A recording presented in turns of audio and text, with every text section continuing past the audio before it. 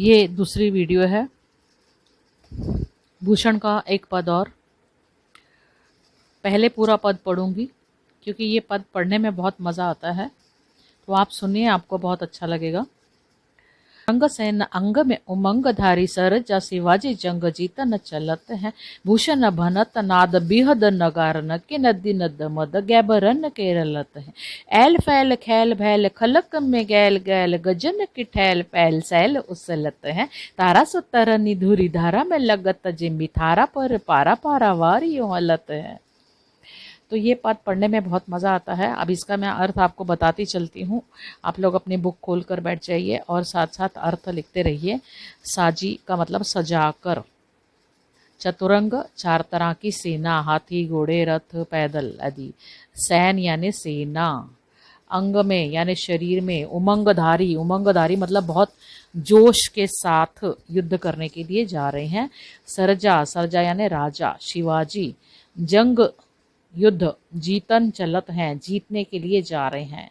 अब यहाँ पर लड़ने के लिए नहीं जा रहे, जीतने के लिए जा रहे हैं। तो ये भावना होती है कि हम जब कोई भी कंपटीशन में पार्टिसिपेट करते हैं तो हम यही सोच कर चले कि हमने जीतना है। जंग जीतन चलत हैं, तो आप जीतोगे मन के लिए।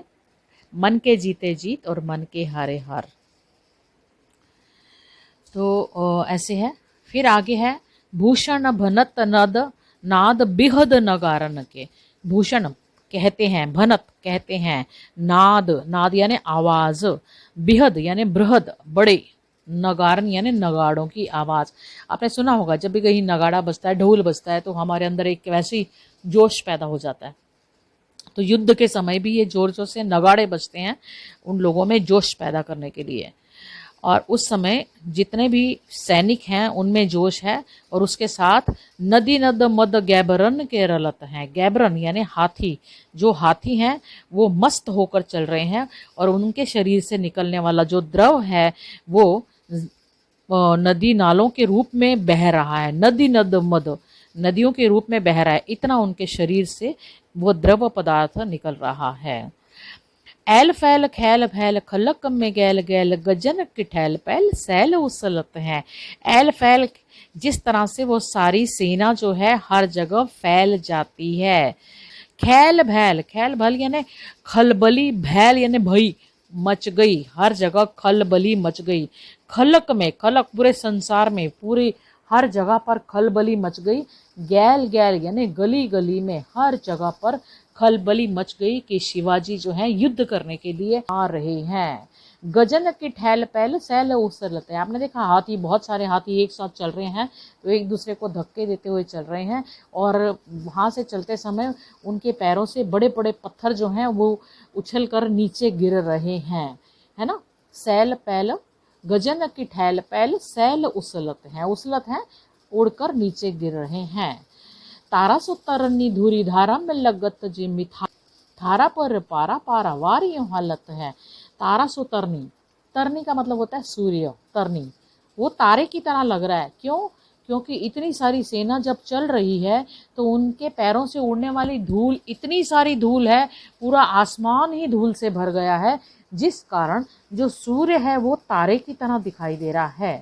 थारा पर पारा, थारा पर पारा, जिस तरह का थाली के अंदर पारा, पारा जो हमने देखा है मरकरी जो होता है, आपने देखा होगा थर्मामीटर से जो पारा निकलता है, कभी घर में थर्मामीटर टूट गया होगा तो आपने देखा होगा पारा जो निकलता है। कई बार हम जब छोटे थे तो उसके साथ हाथ लगाकर उसको देखते थे, कभी वो फैल जाता था, कभी एकदम से इकट्ठा हो जाता था, तो वो बहुत ही हिलता जुलता है, वो स्थिर नहीं रह सकता।